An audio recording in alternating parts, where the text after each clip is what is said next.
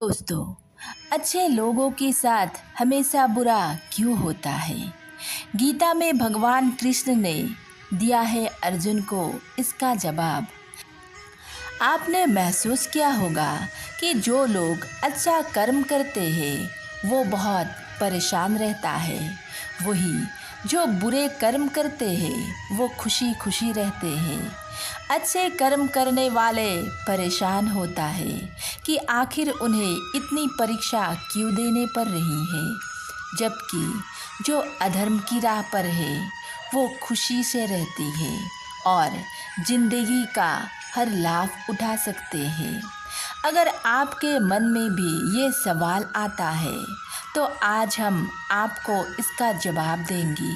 ये जवाब वो है जो भगवत गीता में लिखा है और भगवान कृष्ण ने अर्जुन को दिया था। भगवत गीता में वर्णित कथा के अनुसार जब भी अर्जुन के मन में कोई दुविधा होती थी तो वो भगवान कृष्ण के पास पहुंच जाते थे। एक बार की बात है, अर्जुन भगवान कृष्ण के समीप आकर कहा कि वो बहुत दुविधा में है और इसका जवाब सिर्फ भगवान कृष्ण ही दे सकता है। श्री कृष्ण ने पूछा, क्या सवाल है? अर्जुन ने कहा, मुझे ये जानना है कि अच्छे लोगों के साथ हमेशा बुरा क्यों होता है, वही बुरे लोग खुशहाली में रहते हैं। अर्जुन के मुंह से ऐसी बात सुनकर भगवान कृष्ण मुस्कुराए और कहा, मनुष्य जैसा सोचते हैं और महसूस करता है वैसा कुछ भी नहीं होता है, बल्कि अज्ञानता की वजह से वो सच्चाई नहीं समझ पाता है।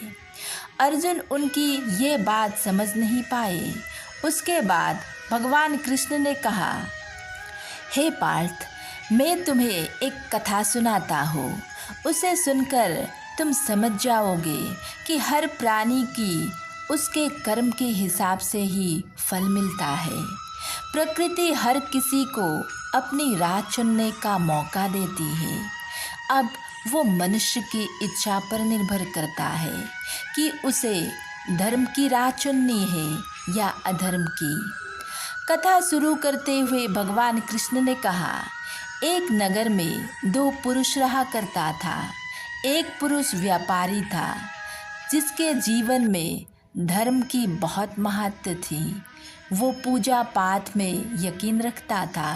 वो हर रोज मंदिर जाता था और दान धर्म भी करता था और हर रोज भगवान का पूजा भी करता था।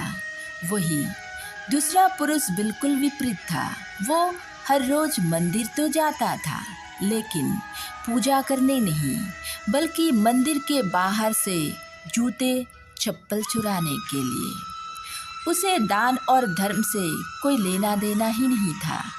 समय बीतता गया और एक दिन बहुत जोर से बारिश हो रही थी। उस वजह से मंदिर में पुजारी के अलावा कोई नहीं था।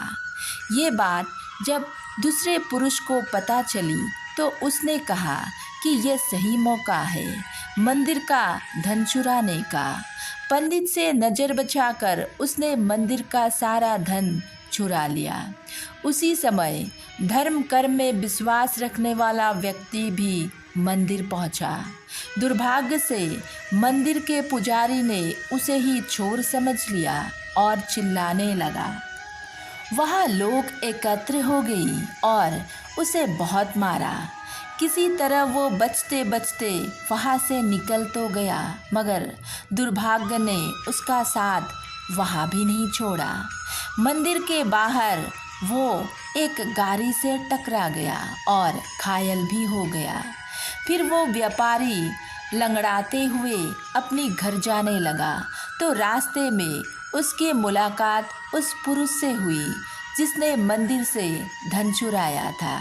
उसने कहा, आज तो मेरी किस्मत चमक गई, एक साथ इतना सारा धन जो मिल गया।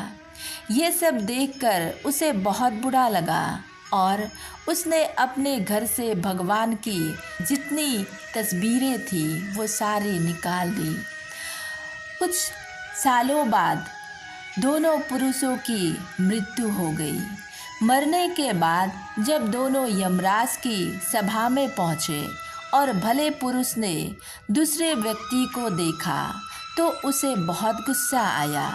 उसने क्रोधित होकर यमराज से पूछ लिया, मैं तो हमेशा अच्छे कर्म करता था, दान में विश्वास भी रखता था, उसके बदले जीवन भर मुझे अपमान और दर्द ही मिला और इस व्यक्ति को नोटों से भरे पोटली, आखिर ऐसा भेदभाव क्यों?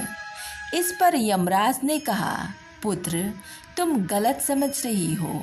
जिस दिन तुम्हारी गाड़ी से टक्कर हुई थी वो दिन तुम्हारे जीवन का आखिरी दिन था, परंतु तुम्हारे अच्छे कर्म की वजह से तुम्हारी मौत सिर्फ एक छोटी सी चोट में बदल गई। तुम इस दुष्ट व्यक्ति के बारे में जानना चाहते हो। दरअसल इसकी भाग्य में राजयोग था, मगर इसके कुकर्म और अधर्म की वजह से वो सिर्फ एक छोटी सी धन की पोटली में बदल गया। कथा सुनाने के बाद भगवान कृष्ण अर्जुन से कहते हैं, पार्थ क्या अब तुम्हें तुम्हारी सवाल का जवाब मिल गया? ऐसा सोचना कि भगवान तुम्हारे कर्मों की नज़रअंदाज कर रही है, ये बिल्कुल भी सत्य नहीं है। भगवान हमें कब क्या किस रूप में दे रहा है मनुष्य को ये समझ में नहीं आता है, मगर आप अच्छे कर्म करते रहो तो भगवान की कृपा हमेशा बनी रहती है। इसीलिए अपने अच्छे कर्म को बदलाना नहीं चाहिए, क्योंकि उसका फल हमें इसी जीवन में मिलता है।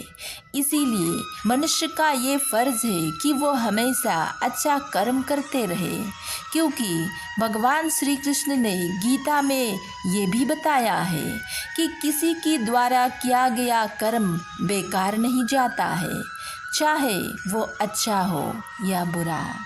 राधे राधे।